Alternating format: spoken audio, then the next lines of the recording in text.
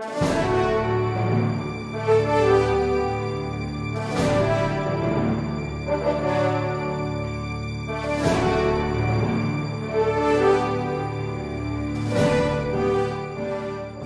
of Makati City, ma'am. When did you become the Register of Deeds for the City of Makati? I assumed my post last November 2, 2011. Before you became the Register of Deeds for the City of Makati, what other positions, if any, did you occupy? I was the Deputy Registrar of Deeds of Quezon City since 1999. As the Register of Deeds for the City of Makati, what are your primary duties and responsibilities? Yes, ma'am. Our office is the custodian of all transfer certificates of title and condominium certificates of title of property situated in Makati City, ma'am. We are also tasked with the registration of transactions involving these properties. Mr. Witness, why are you here in today's hearing of the impeachment court? I am here in compliance with the subpoena issued by this impeachment court, ma'am. Do you have a copy of the said subpoena with you, if any? Yes, ma'am. Your Honors, permission to approach the witness.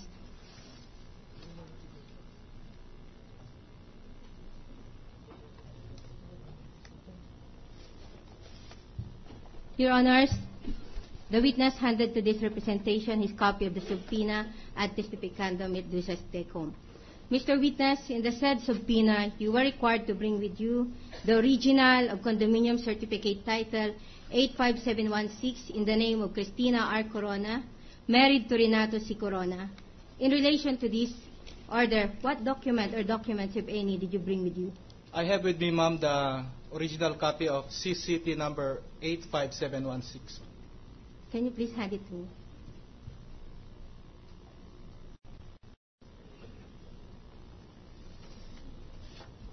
Your Honors, may I make of record that the witness handed to this representation the original copy of condominium certificate of title number 85716 in the name of Cristina R. Corona, married to Renato C. Corona, pertaining to Unit 31B, one-bedroom type with an area of 48 square meters, located on the 31st floor with one parking unit of the Columns Ayala Avenue, entered at the City of Makati on the 3rd day of November 2004. What village is that? Your Honor, What village?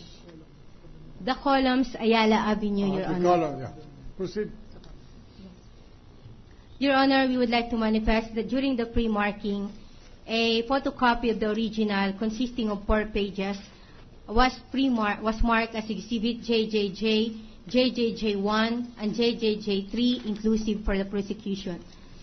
Mr. Witness, do you have a copy of the said document? Yes, ma'am. Mr. Witness, will you kindly tell this honorable court what is the relation of that photocopy to the original? The photocopy is a true and faithful reproduction of the original, ma'am. Your Honors, please, may we request the defense to please also compare the original with the photocopy and tell to this honorable court whether or not it is a true and faithful reproduction of the original. The defense may do so if they wish.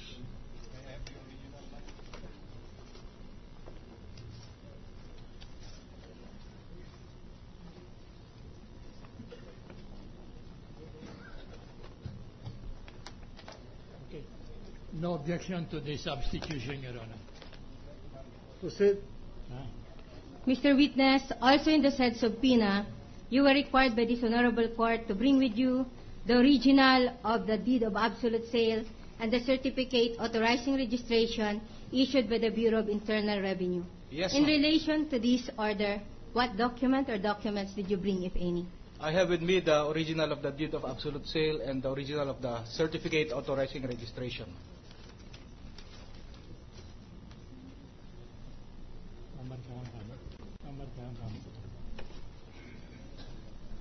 Your Honors, may I make of record that the witness handed to this representation the original deed of absolute sale dated October 1, 2004, entered between Community Innovations Inc. as seller and Cristina R. Corona, married to Renato C. Corona, purchaser, pertaining to unit number 31B, one-bedroom type, 48 square meters more or less, with one parking slot, for and in consideration of the total sum of 3,588,931 pesos and 82 centavos. Your Honors, we would like also to manifest unto this honorable court that during the pre-marking, a photocopy of the said document was marked as Exhibit KKK, KKK1 to KKK3, consisting of 4 pages, for the prosecution, Your Honor. Mr. Witness, do you have a copy of the said document? Yes, ma'am. What is the relation of that document to the original, Mr. Witness? Exhibit KKK is a true and faithful reproduction of the original, except for the size. Your Honors, we would like to request the counsel for the defense to please make a comparison as to whether or not the said photocopy is a faithful reproduction of the original. The defense may do so if they wish. Okay. Okay. Okay.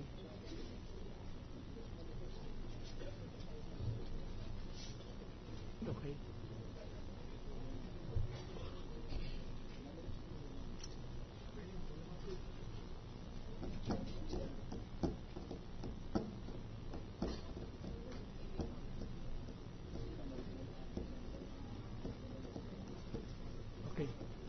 If the purpose is substitution, if Your Honor, please, if the purpose is substitution, we have no objection.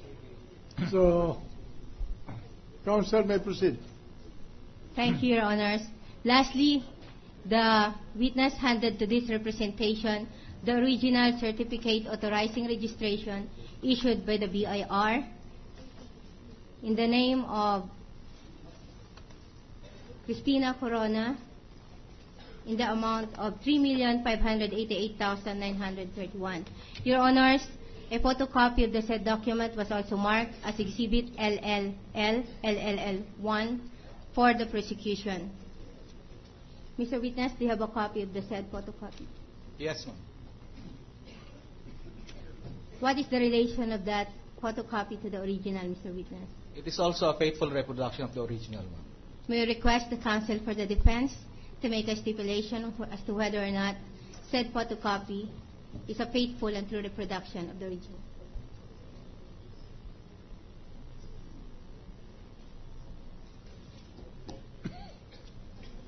Okay.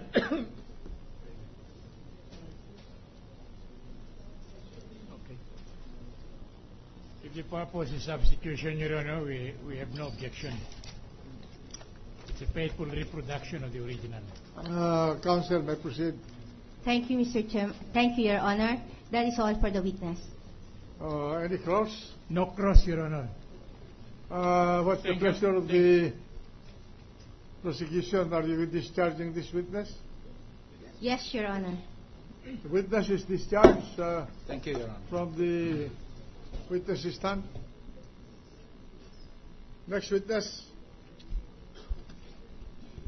Mr. President, we call now on our third witness for the day from Fort Bonifacio Development Corporation, Mr. Anicito Bisnar Jr.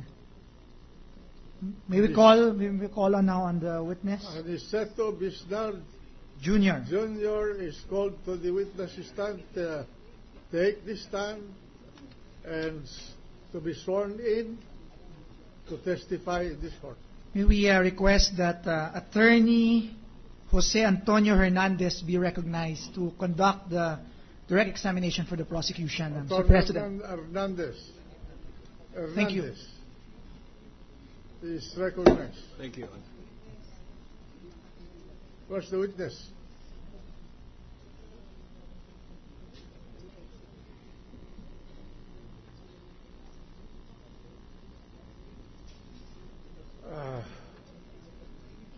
Where is your witness?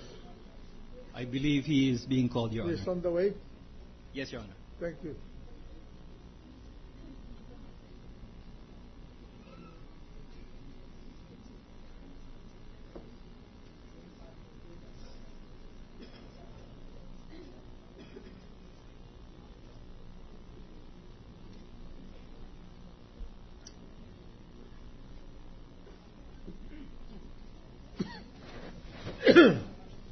Mr. Witness, please rise and raise your right hand to swear. Do you swear to tell the truth, the whole truth, and nothing but the truth in this impeachment proceeding? Yes, Your Honor. So help you God.